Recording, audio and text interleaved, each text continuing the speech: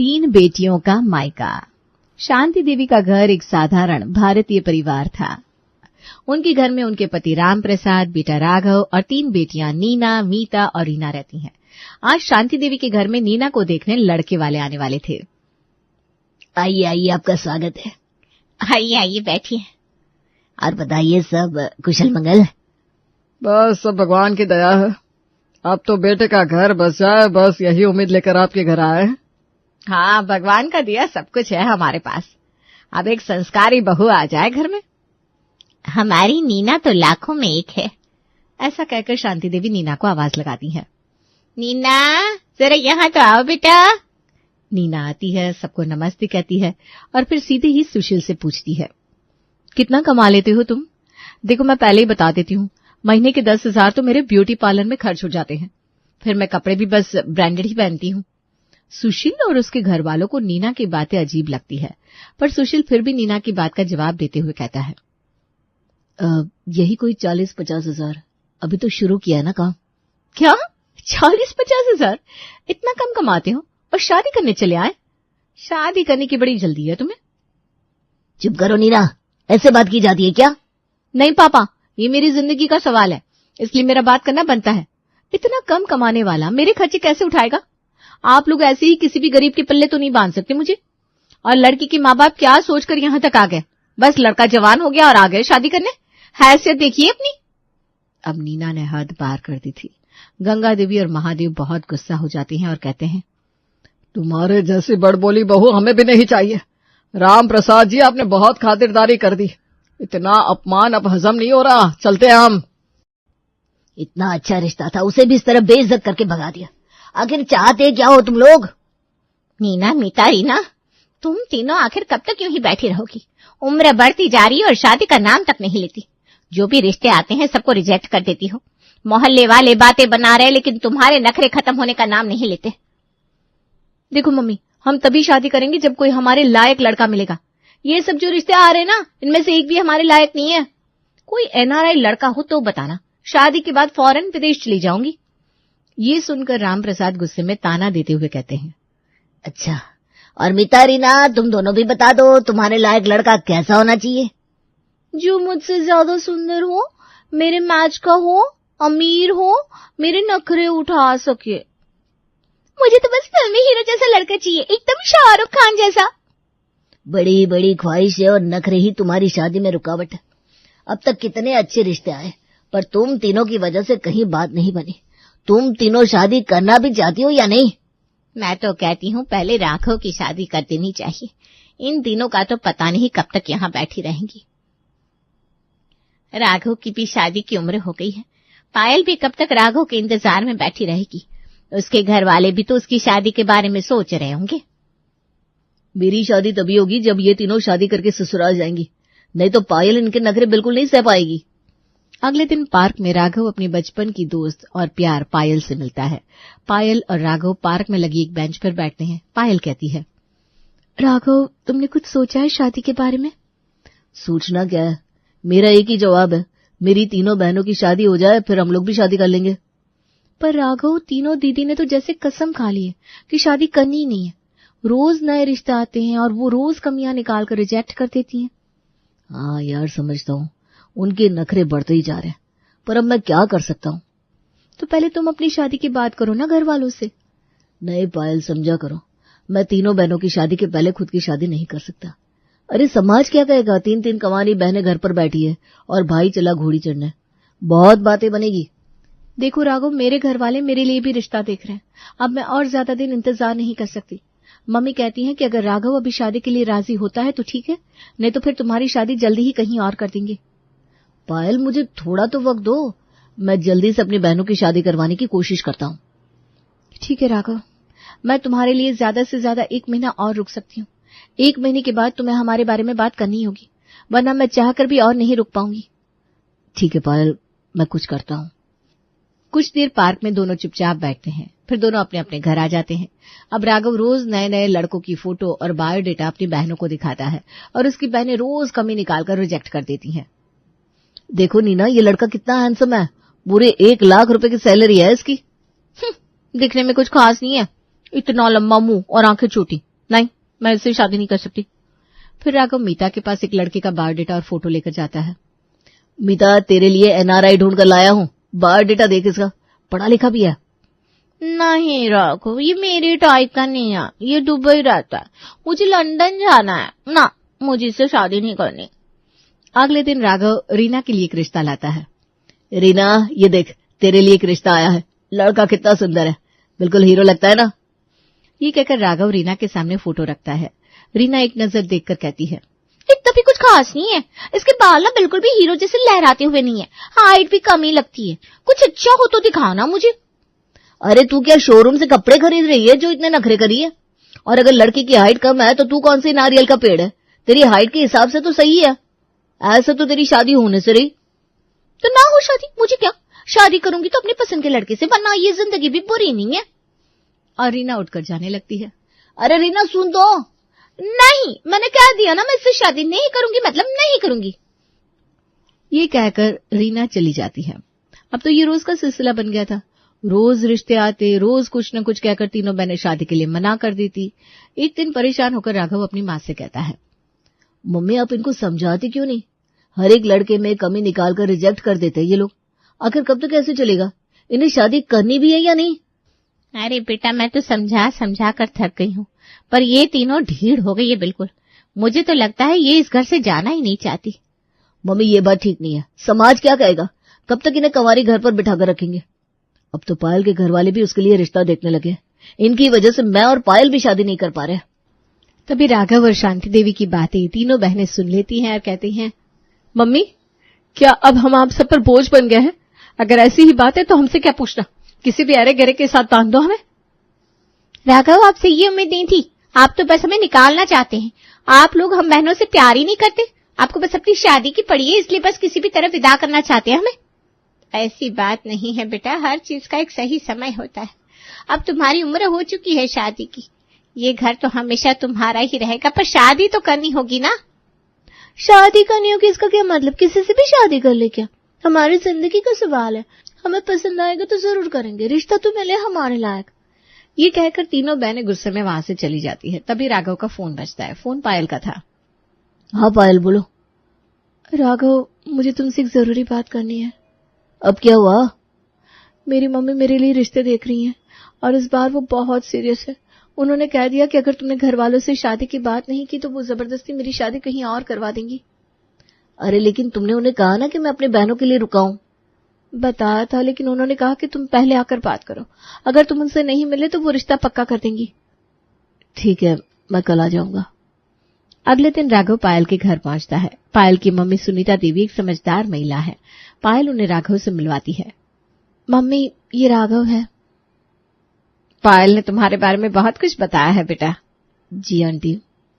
पायल कहती है कि तुम दोनों शादी करना चाहते हो, तो फिर क्यों नहीं कर रहे? मुझे तो कोई ऐतराज नहीं है इस शादी से, तुम अपने घर पर बात करो, अगर उन्हें भी मेरी पायल पसंद है तो मंगनी कर देते हैं। आंटी दरअसल बात यह है कि मेरी बहनों की शादी से पहले मैं शादी नहीं कर सकता। मम्मी कहती है कि बड़े भाई की शादी के बाद लोग बहनों के रिश्ते नहीं लाते। अच्छा तो कर दो बहनों की शादी, तुम कहो तो मैं रिश्ते बता दूं, बहुत खुश रहेंगी तुम्हारी बहनें। नहीं आंटी ऐसी बात नहीं है, वो दरअसल शादी को लेकर मेरी बहनों की एक्सपेक्टेशंस कुछ हाई है। अब समझी। तो तुम अपनी बहनों को भगवान मानते हो क्या? उनके पीछे अपनी जिंदगी क्यों दांव पर लगा रखी है? अगर उन्हें नहीं करनी शादी तो तुम कर लो। जी वो। सुनो राघव, मैं तुमसे साफ साफ बात करूंगी, या तो तुम पायल से शादी कर लो वरना मैं किसी और से उसकी शादी कर दूंगी। नहीं नहीं आंटी ऐसा मत करिए प्लीज। और सुनो, तुम्हारी बहनों की शादी तभी होगी जब घर में नई बहू आएगी। जब तक भाभी नाक में दम नहीं करेगी तुम्हारी बहनें मायका छोड़कर ससुराल जाने को तैयार नहीं होंगी। और वो क्यों जाए शादी करके जब घर पर ऐश की जिंदगी जी रही है? क्या? तो पायल शादी करके मेरे घर आने के बाद मेरी बहनों को सताएगी? ये जरूरी है बेटा, वरना तुम्हारी बहनों को अकल कैसे आएगी? जब उन्हें घर के सारे काम करने पड़ेंगे, झाड़ू बर्तन खाना कपड़े, तो वो परेशान होकर खुद ही शादी के लिए हाँ कर देंगी। पर ये प्लान कुछ अजीब है। अजीब तो है लेकिन असरदार है। तुम अपनी बहनों के नखरे उठा उठा कर थक गए हो, अब उन्हें थोड़ा घर के कामों में उलझने दो, थोड़े भाभी के ताने सहने दो, फिर देखो कैसे बात बनती है। देखो राघव, मुझे कोई दिक्कत नहीं है, मैं तुम्हारी परेशानी दूर करने के लिए ये सब कर लूंगी, लेकिन अगर उन्होंने तुमसे उल्टा सीधा कहा तो? उसकी टेंशन तुम ना लो, मैं संभालूंगी सब। चिंता मत करो, काम के बोझ से वो जल्दी शादी के लिए मान जाएंगी। ठीक है आंटी, अगर पायल तैयार है तो मैं भी तैयार हूं। तो मैं शादी पक्की समझू बेटा? जी आंटी, मैं भी अपने घर वालों को बता देता हूँ।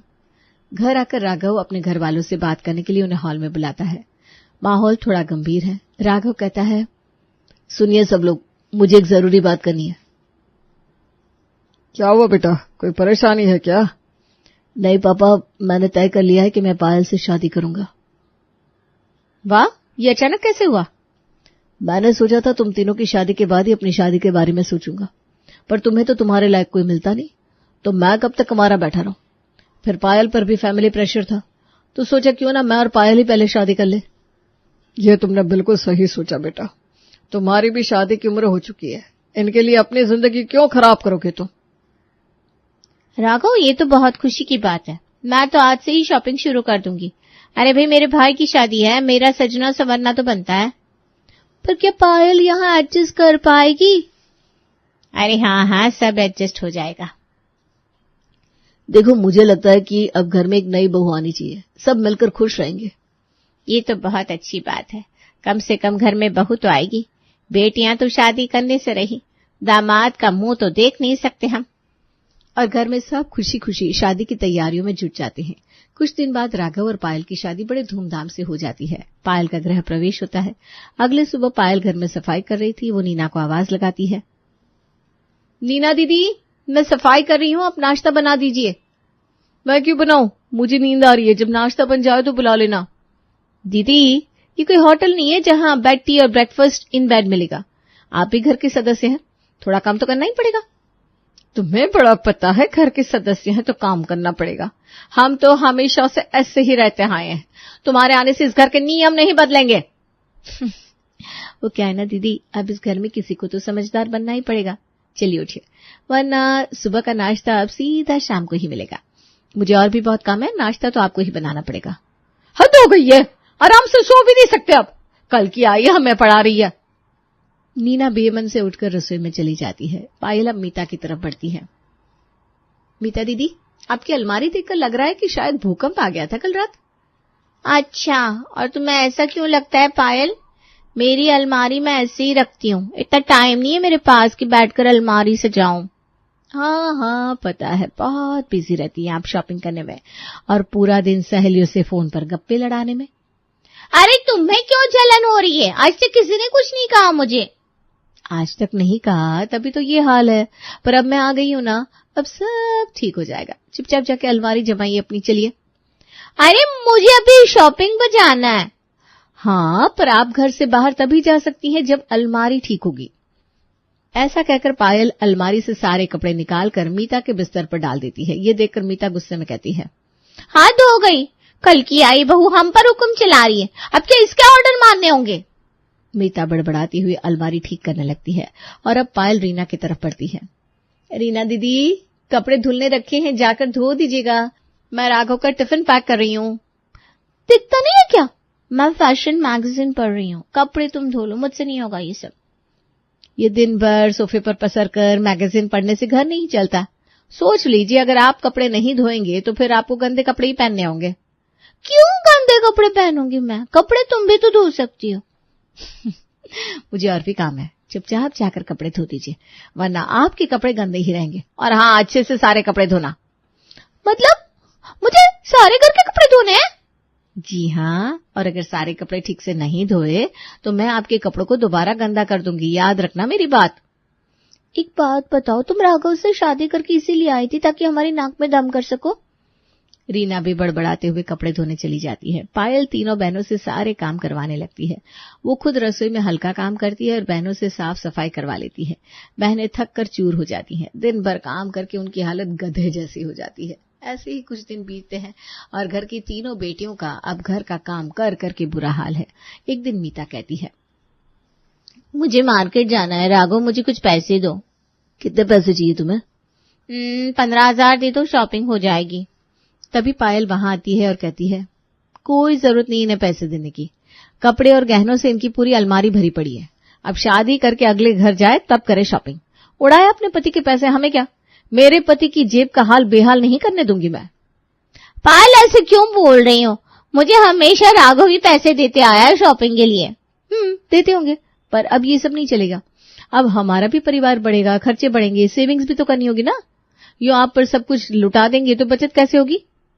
ये सुनकर मीता बहुत उदास हो जाती है। शांति देवी उसका उदास चेहरा देखकर पूछती है। मीता अपनी माँ को सब बताकर रोने लगती है। शांति देवी पायल से बात करने जाती है। पायल, घर में थोड़ा प्यार से रहो ना बेटा, हमारी बेटियों से इतना काम भी मत करवाओ। मम्मी जी, प्यार से नहीं चलती ये। जब तक थोड़ा डंडा नहीं दिखाओगे ये सुधरेंगी नहीं। और मम्मी जी, घर में सारे काम का ठेका सिर्फ मैंने ही ले रखा है क्या? तीनों दीदी को भी तो काम में हाथ बटाना चाहिए कि नहीं? देखो पायल, तुम इनसे ऐसे पेश नहीं आ सकती। मैं देख रही हूँ आजकल तुम्हारा काम में मन नहीं लगता और तुम मेरी बेटियों से सारे काम करवाती हो। मम्मी जी, ये सब मैं उनकी भलाई के लिए कर रही हूँ। और फिर घर में रहने वाले हर मेंबर को काम तो करना ही पड़ेगा। काम करना गलत बात नहीं है, लेकिन मैं देख रही हूँ तुम उनसे बहुत ही बुरा बर्ताव करती हो। वो तीनों बड़ी है, तुमसे कुछ तो लिहाज करो। मम्मी जी, मैं कुछ गलत नहीं कर रही हूँ। आप बस थोड़े दिन और चुप्पी बनाए रखिए। मैं विश्वास दिलाती हूँ मैं जल्द ही सब कुछ ठीक कर दूंगी। ये कहकर पायल शांति देवी को अपना सारा प्लान बताती है और शांति देवी चुपचाप वहां से चली जाती है। पायल का प्लान धीरे धीरे रंग ला रहा था। राघव की बहनों को काम करवाने और ताने सुनाने के बाद घर का माहौल पूरी तरह बदल चुका था। शांति देवी भी पायल की योजना समझ चुकी थी और चुपचाप उसका साथ दे रही थी। मीता दीदी, आज झाड़ू मारने की बारी आपकी है। फिर से? कल भी मैंने ही किया था। तो क्या हुआ, आज भी कर दीजिए। राघव, तुम बीवी लाए हो या जेलर? जेलर ही समझ लो, क्योंकि काम में ढील तो बिल्कुल नहीं चलेगी। अरे पायल, थोड़ा तो रहम करो। जब से तुम आई हो चैन से बैठना भी भूल गए हम। चैन से बैठना? अरे नीना दीदी, आप लोगों की शादी नहीं हुई है तो यही आपका घर है और अपने घर का काम तो करना ही पड़ेगा ना। पायल, तुम ये सब कब तक करवाओगी हमसे? जब तक आप सबकी शादी नहीं हो जाती। तीनों बहनें आपस में इशारा करती हैं। उनके चेहरों पर थकान और निराशा साफ झलक रही थी। कुछ देर की चुप्पी के बाद मीता बोल पड़ती है। राघव, अब हमें शादी करनी है। हाँ, हमें कोई हीरो या एनआरआई नहीं चाहिए, बस एक अच्छा लड़का चाहिए। जो भी अच्छा हो, जिससे हम अपनी जिंदगी खुशी से बिता सके, बस अब और बहस नहीं। राघव तीनों बहनों की चुटकी लेते हुए कहता है। सच में? अभी तक तो बड़े बड़े सपने देख रहे थे आप लोग। आप लोगों को तो कोई लड़का ही पसंद नहीं आ रहा था। किसी को एनआरआई चाहिए था, किसी को हीरो। नहीं, अब हमें समझ में आ गया है, वक्त रहते शादी कर लेनी चाहिए। हाँ, अब हमें कोई हीरो नहीं चाहिए। बस जल्दी से अच्छे रिश्ते ढूंढो और विदा करो हमें। राघव के चेहरे पर मुस्कान आ जाती है। शांति देवी भी पीछे से आकर सबके पास बैठ जाती है। ये तो अच्छा हुआ। वैसे भी शादी हर किसी के लिए सही वक्त पर होनी चाहिए। मम्मी, हमें आपकी बात पहले ही मान लेनी चाहिए थी। चलो, अब भी कोई देर नहीं हुई। पायल मुस्कुराते हुए अपनी ननदों की तरफ देखती है। राघव अपनी बहनों को गले लगाता है। सबके चेहरे पर खुशी और सुकून का भाव था। घर में हंसी खुशी का माहौल बन जाता है।